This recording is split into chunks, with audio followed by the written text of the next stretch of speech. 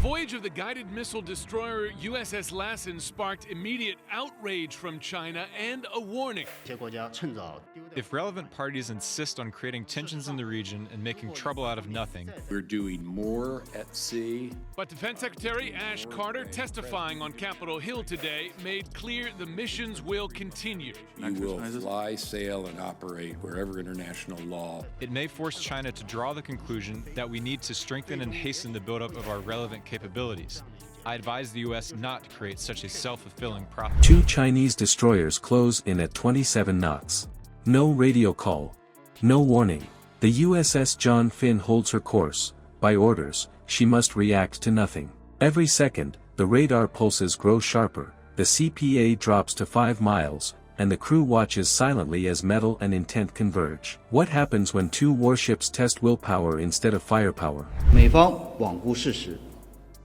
The US has disregarded facts, maliciously smeared and accused China's legitimate and lawful actions to safeguard its rights, and even attempted to threaten China with a US-Philippines Mutual Defense Treaty. China firmly safeguards its territorial sovereignty and maritime rights and interests, and insists that countries directly concerned resolve maritime disputes peacefully through negotiations and consultations. This has once again exposed the US's ill intention of deliberately provoking confrontation and disrupting the South China Sea, and once again demonstrated that the US is the biggest source of risk to undermine regional stability. This video dissects the 4-minute window that decided whether deterrence or disaster would define the South China Sea that day. Before we move on, I'd like to ask you a small favor. If you appreciate this content, please take a second to like this video and subscribe to the channel. Over 98% of you watch the videos without subscribing. It costs you nothing, but it makes a huge difference to us. So, did you click the subscribe button? Great!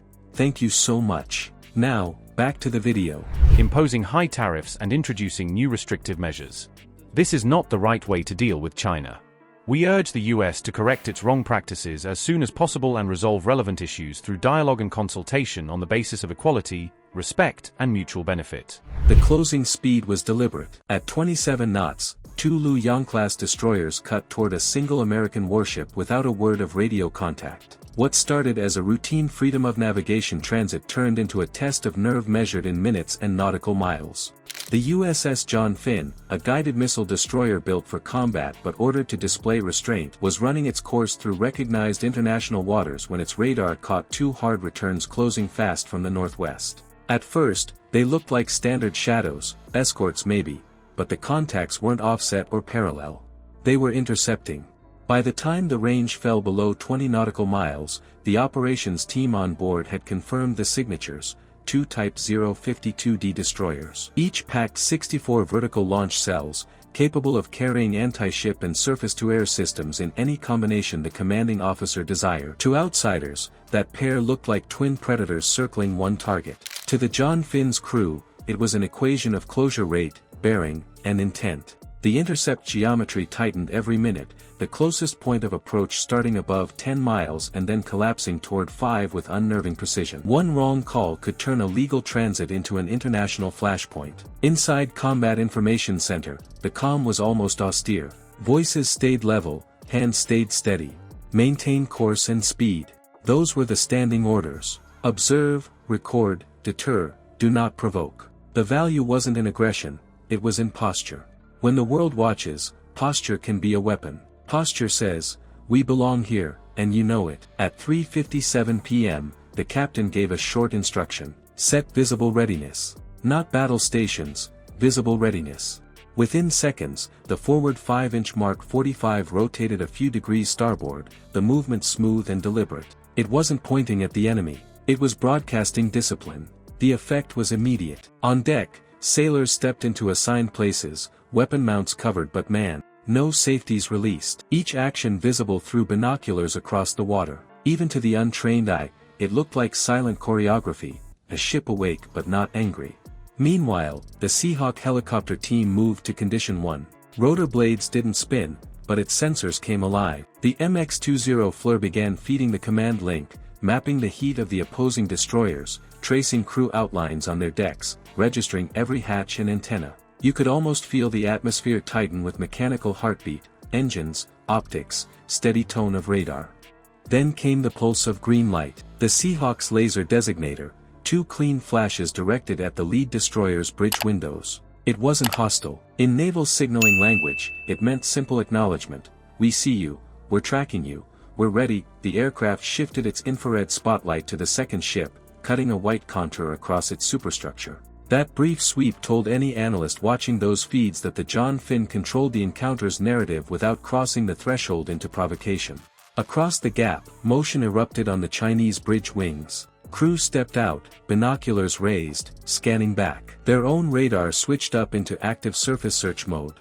The electronic warfare officer aboard the John Finn reported the change. Strong returns now, no fire control lock. The captain let the data roll in and simply said, steady on. Presence was power, and power required patience. If you want to understand the tactical mindset that wins these battles, subscribe now, because this is how operational restraint translates to deterrence in real time. 4 minutes later, a burst of static cracked over Channel 16. A curt transmission followed, you are entering waters under Chinese jurisdiction. Adjust your heading immediately. The U.S. destroyer's response came with textbook precision, identification, legal position, assertion of rights, and recommendation that the interceptors alter course for safety of navigation. Clear voice, no heat. For a moment, there was only the rhythmic pulse of distant propellers and the soft churn of wake patterns overlapping mid-sea. At 4:06 p.m., the lead destroyer eased back on its throttles, 26 knots down to 22. The CPA widened to just over 3 miles. On trackers, the red arcs, the predictive paths, began to separate. This wasn't surrender. It was acknowledgement. Both ships had proven their intent, the Chinese tested resolve, the Americans held it. In those 4 minutes, the ocean became a chessboard where every movement counted more than any missile aboard. When the distance finally stretched beyond 4 then 6 nautical miles, the radar echoes softened. Emissions fell back to navigation only. The John Finn's crew exhaled but kept their routines intact, logging every second, every bearing. The Seahawk banked through one final orbit before heading to base, sensors still rolling. No shots fired. No shouted threats. Yet the outcome was decisive. Presence over posture. Professionalism over passion. And with that, the ocean surface returned to calm, but the meaning of that restraint rippled far beyond the radar horizon, into every fleet watching what quiet discipline can achieve. Deterrence today isn't built on missiles alone. It lives in the tension between motion and restraint, where a steady course can matter more than an open gun mount. The USS John Finn proved that discipline is armor. Presence itself can shape behavior before the first shot is even aimed. Presence was the weapon. Patience was the armor. Those words frame modern naval power. So, what's the stronger signal, raising the threshold to show force, or letting patience broadcast strength louder than any missile? Comment your choice below. Subscribe and join a community that dissects how real tactical restraint shapes the next era of conflict.